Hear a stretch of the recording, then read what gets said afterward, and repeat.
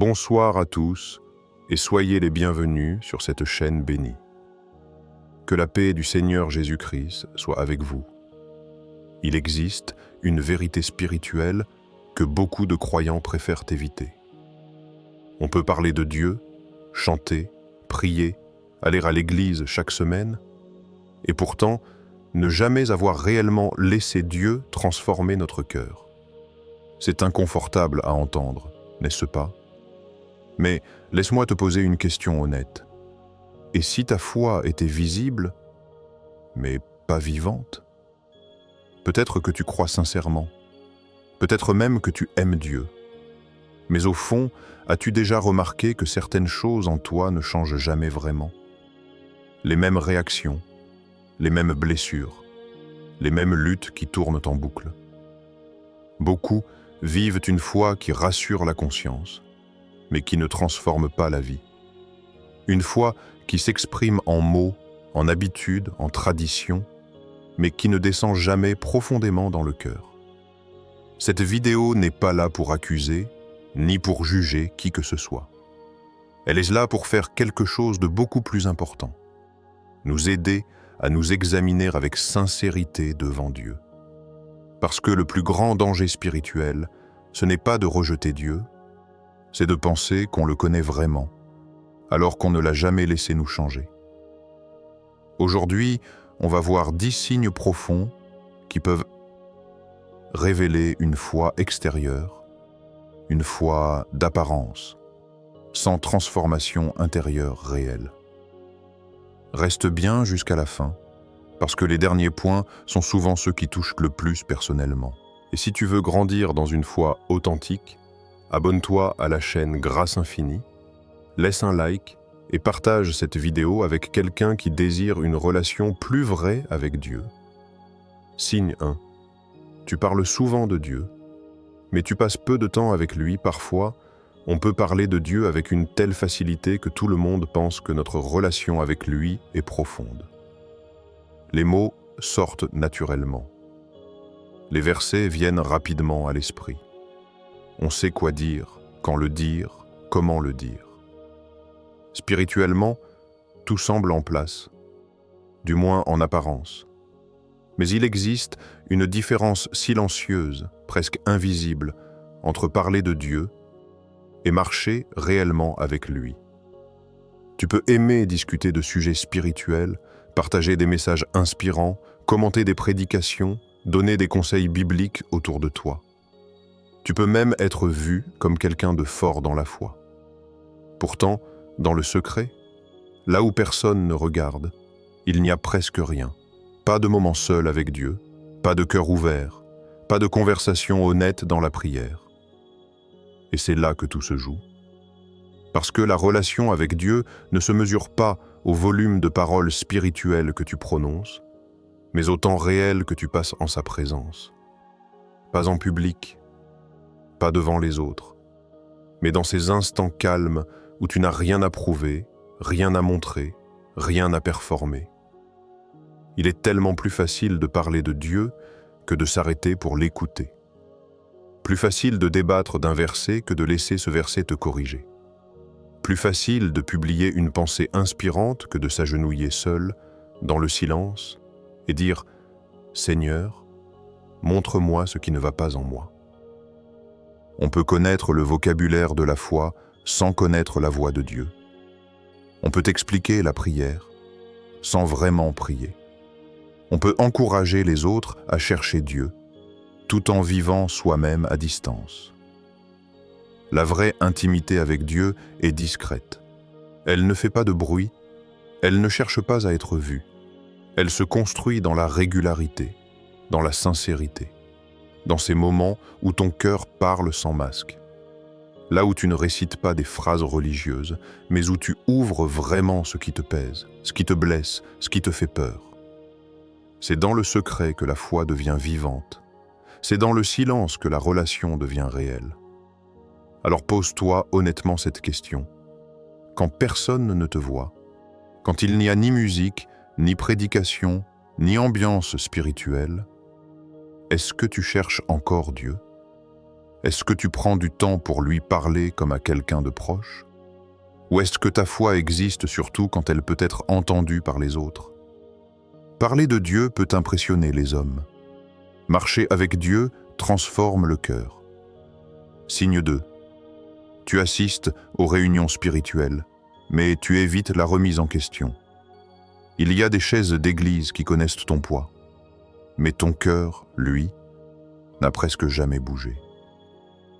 Tu es là, fidèle, présent, à l'heure, tu écoutes, tu chantes, tu suis le message. Parfois même, tu ressens quelque chose, une émotion, un frisson, une conviction passagère. Pendant quelques minutes, tu te dis, ce message, c'était vraiment pour moi. Mais le lendemain, tout recommence pareil, les mêmes paroles blessantes, les mêmes réactions impulsives, les mêmes compromis silencieux, les mêmes habitudes que tu sais pourtant ne pas être bonnes pour toi. Être exposé à la vérité ne signifie pas automatiquement être transformé par elle. Il existe une manière très subtile d'écouter des messages sans jamais vraiment les laisser entrer. On prend ce qui encourage, on aime ce qui rassure, on hoche la tête quand ça sonne, juste. Mais dès que ça commence à déranger, à pointer une zone sensible, à mettre en lumière un changement concret à faire, quelque chose en nous se ferme. Pas volontairement, pas méchamment. Juste, on reporte. Plus tard. Ce n'est pas si grave. Je vais y réfléchir. Et la semaine suivante, on revient. Même place, même écoute, même cycle. Petit à petit, la foi peut devenir un environnement familier, mais pas une puissance de transformation. Tu peux être ému sans être changé, touché sans être transformé, inspiré sans être engagé. La vraie foi ne se mesure pas à l'intensité de ce que tu ressens pendant un message, mais aux décisions discrètes que tu prends après. Ces décisions que personne n'applaudit, ces renoncements que personne ne voit, ces changements que toi seul sais que tu dois faire. Parfois, le cœur préfère rester confortable plutôt que d'être transformé. Parce que la transformation coûte. Elle demande d'admettre qu'on a tort, de demander pardon, de briser une habitude, de couper avec certaines influences, de revoir certaines priorités. Alors on choisit inconsciemment une version plus douce. Assister, écouter, ressentir, mais ne rien changer. Et à force, la foi devient une habitude rassurante. Un rendez-vous spirituel qui apaise la conscience, sans jamais toucher profondément le caractère. Mais une foi vivante laisse des traces, même lentes, même imparfaites. Elle travaille de l'intérieur vers l'extérieur. Elle dérange avant de guérir. Elle met en lumière avant de restaurer. Alors pose-toi cette question, sans te juger mais avec honnêteté. Quand tu écoutes un message qui te touche, est-ce qu'il influence réellement ta semaine, tes réactions, tes choix quand personne ne regarde? Ou est-ce que ta vie spirituelle se limite à des moments forts, sans impact durable dans le quotidien? Tu es toujours là? C'est que tu aimes bien la vidéo. Clique sur s'abonner et on continue ensemble. Signe 3. Tu remarques facilement les fautes des autres, mais rarement les tiennes. Il y a un réflexe presque automatique qui peut s'installer dans le cœur sans qu'on s'en rende compte, voire très clair, mais seulement chez les autres. Tu remarques vite les incohérences, les mauvaises attitudes, les paroles déplacées, les choix discutables. Tu as un regard aiguisé, un discernement qui semble affûté. Tu sais dire « ça, ce n'est pas juste ». Lui, il exagère. Elle devrait changer. Et parfois, tu as raison. Mais le vrai test spirituel ne se trouve pas dans ta capacité à voir les erreurs autour de toi. Il se trouve dans ta capacité à reconnaître celles qui vivent en toi. Un cœur qui ne se laisse plus corriger finit presque toujours par devenir un cœur qui corrige les autres. Pas toujours avec dureté, parfois même avec un ton calme, mais avec très peu d'examen personnel. C'est plus facile de commenter la colère de quelqu'un que d'admettre la sienne. Plus simple de parler du manque d'amour des autres que de reconnaître sa propre froideur. Plus confortable de pointer l'orgueil extérieur que de confronter celui qui se cache derrière nos bonnes intentions. Alors on développe une habitude subtile, à analyser les autres pour éviter de se regarder. Tu peux passer du temps à discuter des faiblesses spirituelles de ton entourage, tout en trouvant des excuses très convaincantes pour tes propres réactions. Moi, c'était différent. J'avais mes raisons. On ne comprend pas tout ce que je vis. Le problème n'est pas de voir le mal. Le problème, c'est de le voir partout, sauf en soi. La maturité spirituelle commence toujours par l'humilité. Cette capacité à dire « Seigneur, montre-moi d'abord ce qui doit changer en moi ». Même quand c'est inconfortable, même quand ça touche l'orgueil, même quand ça blesse l'image qu'on a de soi. Parce que Dieu ne travaille pas d'abord sur ton regard extérieur. Il commence par ton regard intérieur. Il ne te demande pas d'être le juge du monde, mais un cœur transformé au milieu du monde. Il ne cherche pas des experts en fautes humaines, mais des hommes et des femmes qui acceptent d'être façonnés, corrigés, adoucis. Un cœur qui se laisse corriger devient plus doux, plus patient, plus compatissant. Il parle moins pour accuser, plus pour comprendre. Il prie plus pour les autres qu'il ne parle sur eux. Alors pose-toi cette question en toute sincérité. Quand quelque chose te dérange chez quelqu'un, est-ce que tu prends aussi le temps de demander à Dieu ce qu'il veut ajuster en toi à travers cette situation? Et si la transformation que tu attends chez les autres commençait d'abord dans ton propre cœur? Signe 4. Tu connais beaucoup de vérités bibliques, mais elles ne changent pas tes choix. Tu peux remplir des carnets de notes, souligner des versets, écouter des dizaines de prédications, et pourtant continuer à vivre exactement comme avant. La connaissance biblique donne parfois l'illusion de la maturité spirituelle. Tu sais expliquer, tu comprends les principes. Tu peux même conseiller les autres avec justesse. Mais il existe une différence immense entre savoir et obéir. Et cette différence, Dieu la voit clairement. Tu sais que le pardon est essentiel. Mais chaque fois que tu penses à cette personne, ton cœur se referme encore. Tu rejoues la scène. Tu justifies ta blessure. Tu dis que le temps arrangera les choses, mais tu n'as jamais vraiment décidé de relâcher cette rancune. Tu sais que l'orgueil détruit les relations, mais quand vient le moment d'admettre que tu as eu tort, quelque chose bloque. Tu préfères te taire, esquiver, changer de sujet, plutôt que de dire simplement « Pardon, j'ai mal agi ». Tu sais que l'honnêteté est une valeur du royaume, mais tu ajustes parfois la vérité pour protéger ton image. Tu sais que Dieu regarde le cœur, mais tu vis souvent pour le regard des autres. À force, la vérité devient familière, mais elle ne transforme plus. Le danger n'est pas de ne pas connaître. Le danger, c'est de connaître tellement qu'on finit par s'habituer aux paroles de Dieu sans plus jamais trembler devant elles. La parole nous touche, mais ne nous traverse plus. Elle nous inspire, mais ne nous change plus. La vérité non appliquée agit comme une couche qui s'ajoute sur le cœur. Pas d'un coup, lentement, subtilement, jusqu'à ce que certaines choses qui devraient en nous déranger ne nous dérangent plus vraiment. On entend un appel à pardonner et on pense à quelqu'un d'autre qui devrait le faire. On entend un message sur l'humilité et on se dit qu'il serait bon pour notre entourage. On entend parler de consécration et on remet ça à plus tard. Mais la foi réelle se reconnaît dans les décisions concrètes, souvent discrètes, que personne ne voit. Ces choix qui ne sont pas spectaculaires, mais qui changent la direction du cœur. Pardonner quand c'est injuste, avouer quand c'est humiliant, renoncer quand c'est difficile. La connaissance éclaire le chemin. L'obéissance fait avancer. Alors pose-toi cette question avec honnêteté, tout ce que tu sais de Dieu, tout ce que tu as entendu, appris, compris? Est-ce que ça influence réellement ta manière de parler, de réagir, de traiter les autres, de gérer tes pensées? Ou est-ce que ta foi grandit surtout dans ta tête, sans encore transformer profondément ta vie? Signe 5.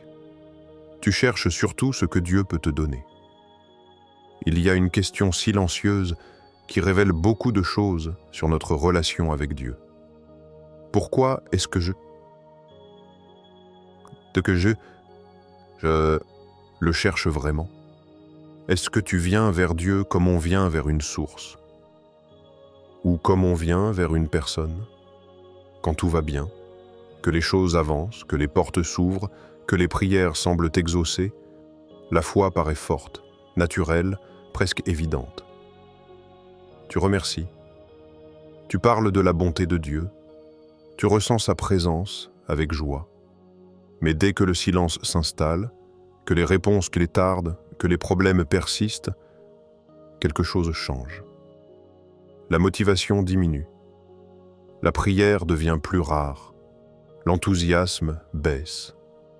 Comme si la relation dépendait surtout des résultats. Petit à petit, sans s'en rendre compte, Dieu peut devenir un moyen, au lieu d'être le centre. Tu pries avec ferveur quand tu as un besoin urgent. Tu cherches sa face quand tu as peur. Tu promets de te rapprocher quand une situation te dépasse. Et ce n'est pas mal de crier à Dieu dans la détresse. Au contraire, c'est humain, c'est biblique. Mais si la relation s'arrête dès que l'urgence disparaît, alors quelque chose est déséquilibré.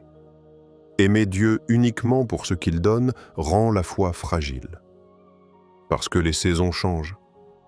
Il y a des moments d'abondance et des moments d'attente, des moments de joie et des moments de silence. Si ta foi dépend uniquement des bénédictions visibles, elle vacillera dès que le ciel semblera fermé. La vraie intimité avec Dieu se construit quand tu le cherches même quand rien ne bouge. Quand tu pries non pas pour obtenir, mais pour être avec lui. Quand sa présence devient plus précieuse que ses réponses. C'est là que la relation devient solide, profonde, stable. Il y a une différence entre dire « Seigneur, bénis-moi » et dire « Seigneur, je veux te connaître davantage ». L'un cherche la main de Dieu, l'autre cherche son cœur. Et souvent, Dieu permet certaines attentes, certains délais, certains silences, non pour t'éloigner, mais pour révéler ce que ton cœur cherche vraiment. Parce que quand tout est enlevé, les facilités, les solutions rapides, les signes visibles, il ne reste qu'une chose. Est-ce que tu veux toujours être avec lui? Alors pose-toi cette question avec sincérité. Si Dieu ne changeait rien à ta situation actuelle pendant un long moment, continuerais-tu à lui parler, à l'adorer, à passer du temps avec lui, simplement parce qu'il est Dieu? Ou est-ce que, sans ses dons, ta relation avec lui commencerait doucement à s'éteindre? Signe 6. Tu parles du ciel, mais tes priorités sont entièrement terrestres. On peut parler du ciel avec des mots remplis d'espoir, tout en vivant chaque journée comme si cette terre était notre destination finale. Les phrases sont belles. Je veux grandir avec Dieu. Ce monde n'est pas ma maison. Le plus important, c'est la vie éternelle. Mais quand on regarde la manière dont le temps est utilisé, dont l'énergie est dépensée, dont les priorités sont organisées, une autre histoire apparaît. Parce qu'au fond, ce ne sont pas les paroles qui révèlent ce que ton cœur poursuit le plus. Ce sont tes choix quotidiens. Où vont tes pensées quand tu as un moment libre? Qu'est-ce qui te préoccupe le plus souvent? Qu'est-ce qui te motive, te stresse, t'enthousiasme? Tu peux dire que Dieu est ta priorité. Mais si la quasi-totalité de ton attention est absorbée par ton image, ta réussite, ton confort, ton statut, alors ton cœur est peut-être plus attaché à ce qui se voit qu'à ce qui est éternel. Ce n'est pas que le travail, les projets ou les responsabilités soient mauvais. Le problème apparaît quand ces choses prennent toute la place, quand elles remplissent ton esprit du matin au soir, mais que Dieu reçoit seulement les restes. Quelques minutes fatiguées, quelques pensées rapides, quelques prières pressées. Il y a une tension discrète entre ce que tu déclares et ce que tu poursuis réellement. Tu dis vouloir grandir spirituellement, mais tu trouves rarement du temps pour nourrir ta foi. Tu dis que la présence de Dieu est essentielle, mais ton agenda déborde toujours pour autre chose. Tu dis que le ciel, c'est ton espérance, mais tes décisions sont guidées presque uniquement par le confort immédiat. La direction de ta vie est comme une boussole silencieuse. Elle indique ce que ton cœur considère comme le plus précieux. Si quelqu'un observait ta semaine sans entendre tes paroles, qu'est-ce qu'il conclurait? Que Dieu est au centre, ou que la foi est un élément secondaire dans une vie déjà remplie? Vivre avec l'éternité en tête ne signifie pas fuir le monde, mais changer la manière de vivre dans ce monde. Tes choix, tes priorités, ta manière de traiter les autres, ton rapport à l'argent, au temps, au succès, tout commence doucement à refléter une autre espérance. Le ciel cesse d'être un simple discours pour devenir une direction. Alors pose-toi cette question avec sincérité. Est-ce que ta vie avance réellement vers Dieu? Ou est-ce que Dieu marche derrière une vie déjà dirigée par d'autres priorités? Signe 7. Les épreuves affaiblissent ta foi au lieu de l'approfondir. Il y a une question que personne n'aime vraiment se poser, mais que la vie finit toujours par poser à notre place. Que reste-t-il de ta foi quand tout va mal? Quand les choses sont stables, quand les portes s'ouvrent, quand la santé est là, que les relations vont bien, que les projets avancent. Croire semble naturel. Prier est plus facile. Remercier aussi. La présence de Dieu paraît proche, presque évidente. Mais la vraie profondeur d'une foi ne se mesure pas dans les saisons lumineuses. Elle se révèle dans l'orage. Quand une déception arrive. Quand une prière reste sans réponse. Quand une porte se ferme brutalement. Quand une injustice te frappe. Quand tu ne comprends plus ce que Dieu fait ou ce qu'il ne fait pas. C'est là que beaucoup de choses se dévoilent. Une foi superficielle s'appuie surtout sur les circonstances favorables. Tant que Dieu agit comme on l'espère, tout va bien. Mais dès que la situation devient inconfortable, que la souffrance s'installe, que le silence de Dieu dure, quelque chose se fissure. Tu pries moins parce que tu es découragé. Tu doutes plus parce que tu es déçu. Tu t'éloignes parce que tu ne comprends pas. Tu te refermes parce que tu es blessé. Sans le vouloir, la difficulté devient une distance entre toi et Dieu, au lieu de devenir un lieu de profondeur avec lui. Pourtant, les moments difficiles ne créent pas la foi. Ils révèlent sa profondeur. Comme une tempête révèle si les racines d'un arbre sont superficielles ou profondes. Quand tout tremble autour de toi, ce qui est vraiment enraciné reste. Le reste s'effondre. Il ne s'agit pas de ne jamais pleurer, de ne jamais douter, de ne jamais être fatigué. Les épreuves font mal. Elles épuisent, elles secouent. Même les cœurs les plus sincères passent par des vallées sombres. Mais il y a une différence entre traverser une épreuve avec Dieu et s'éloigner de lui à cause de l'épreuve. La foi qui grandit dans l'adversité n'est pas une foi qui comprend tout. C'est une foi qui s'accroche même sans comprendre, qui continue à parler à Dieu même quand les réponses ne viennent pas, qui choisit de faire confiance non pas parce que tout va bien, mais parce qu'elle croit que Dieu reste fidèle, même dans le silence. Alors pose-toi cette question avec honnêteté. Quand la vie devient lourde, est-ce que ta première réaction est de te rapprocher de Dieu ou de t'éloigner doucement quand tout tremble? Qu'est-ce qui tient encore solidement dans ton cœur? Signe 8. Tu préfères les messages encourageants, mais tu évites ceux qui corrigent. Il y a des messages qui réchauffent le cœur, et d'autres qui le remuent profondément. Les premiers sont faciles à écouter. Ils parlent de paix, de promesses, de bénédictions à venir. Ils rassurent, encouragent, redonnent de l'élan. Et c'est beau, c'est nécessaire. Dieu console vraiment. Il relève, il guérit. Il parle avec douceur. Mais la foi ne grandit pas seulement dans le confort. Elle grandit aussi dans la confrontation. Parce que l'amour de Dieu ne se limite pas à apaiser tes blessures. Il vient aussi toucher ce qui doit changer en toi. Il y a des paroles qui font du bien, et d'autres qui font mal avant de faire du bien. Des vérités qui ne flattent pas, qui ne caressent pas l'ego, qui mettent en lumière des zones qu'on préférait laisser dans l'ombre. Et souvent, ce sont précisément ces paroles-là que le cœur évite. Tu peux remarquer un schéma subtil. Tu écoutes volontiers les messages sur la faveur de Dieu, la victoire, la destinée, la restauration. Mais dès qu'un message parle de renoncement, de repentance, de discipline intérieure, de transformation du caractère, quelque chose en toi se ferme. Pas forcément par rejet conscient, mais par fuite intérieure. Tu te dis que ce message était dur, trop direct, pas pour maintenant. Tu passes au suivant, à quelque chose de plus léger, de plus motivant, de plus agréable. Petit à petit, ta vie spirituelle peut se nourrir uniquement de ce qui encourage, sans jamais être façonné par ce qui corrige.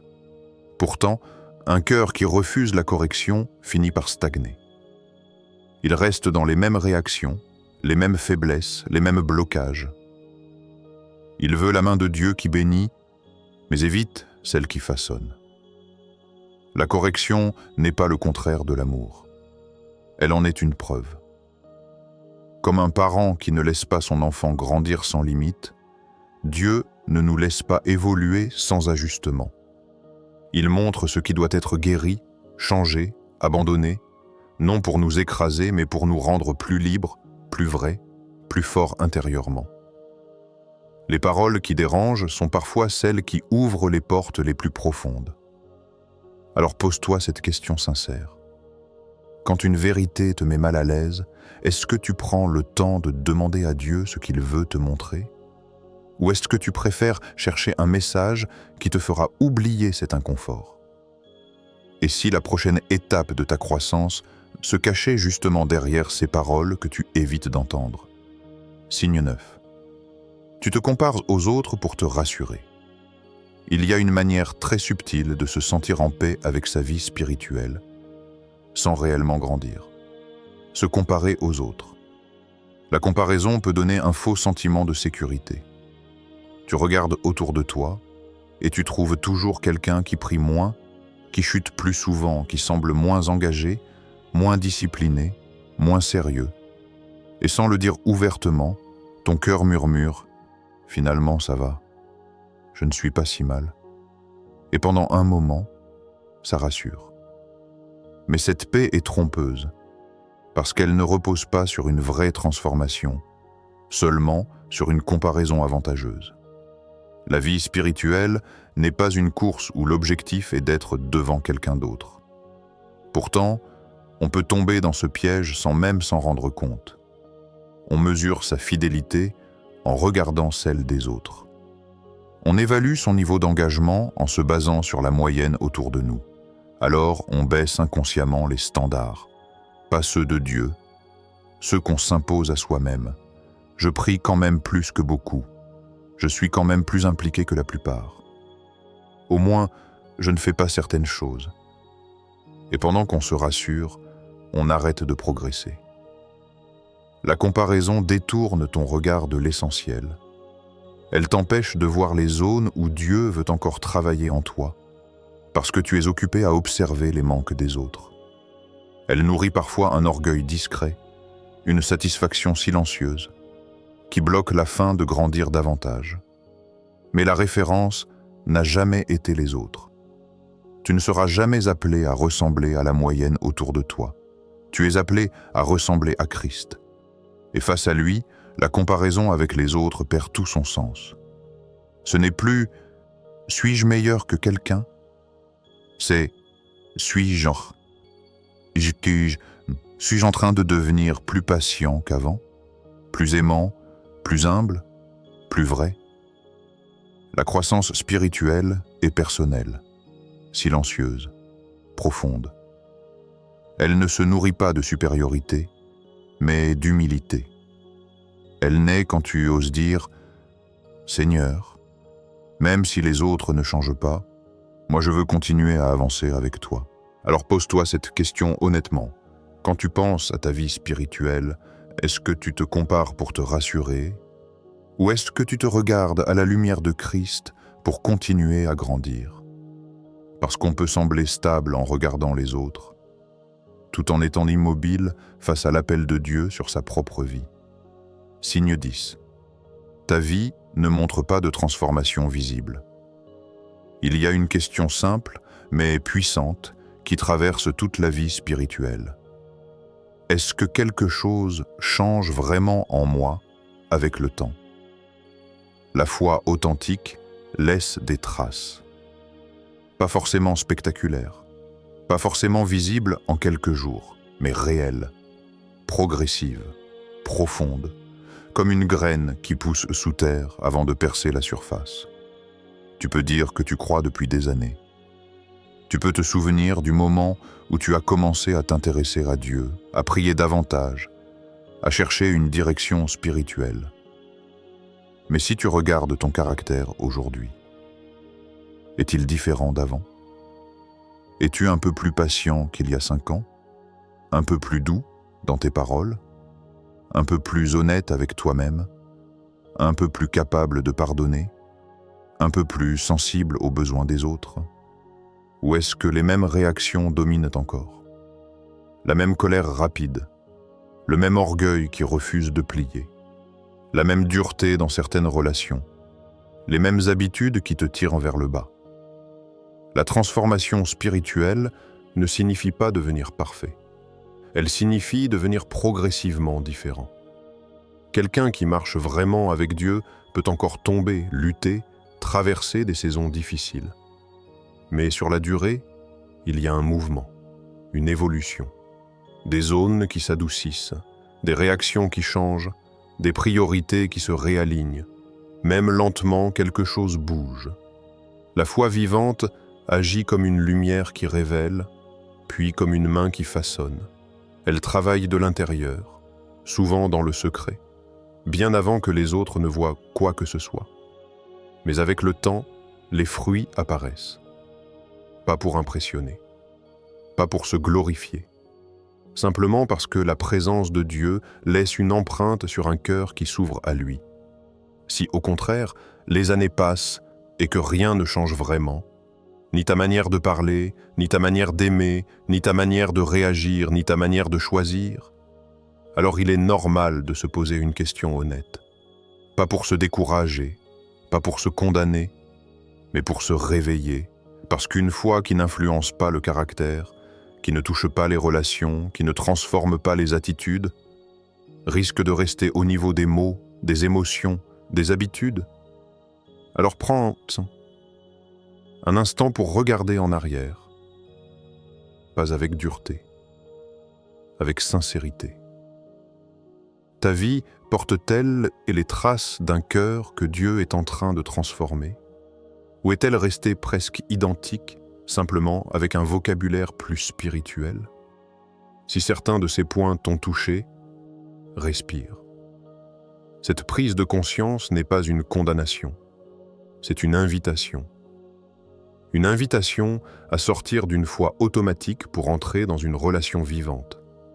Une invitation à ne plus se contenter d'apparence, mais à chercher une transformation réelle, profonde, durable. Une foi authentique n'est pas parfaite. Elle ne signifie pas que tu ne tomberas plus, que tu ne lutteras plus, ou que tout deviendra facile. Mais elle est vivante. Elle écoute, elle apprend, elle se laisse corriger, elle avance, même lentement. Dieu ne cherche pas des croyants impressionnants, Il ne cherche pas des performances spirituelles, il cherche des cœurs vrais, des personnes qui osent dire « Seigneur, montre-moi la vérité sur moi et transforme-moi ». Et la bonne nouvelle, c'est qu'il n'est jamais trop tard. Jamais trop tard pour passer d'une foi extérieure à une relation réelle. Jamais trop tard pour recommencer sincèrement. Jamais trop tard pour laisser Dieu faire en toi ce que toi seul n'as jamais réussi à changer. Si cette vidéo t'a parlé, ne garde pas ça pour toi. Abonne-toi à Grâce Infinie pour continuer à grandir spirituellement. Laisse un like pour soutenir ce type de message qui aide les cœurs à se réveiller. Et partage cette vidéo avec quelqu'un qui a soif d'une foi plus profonde. Et écris en commentaire cette phrase comme une prière personnelle. Je veux une foi réelle, pas une foi d'apparence.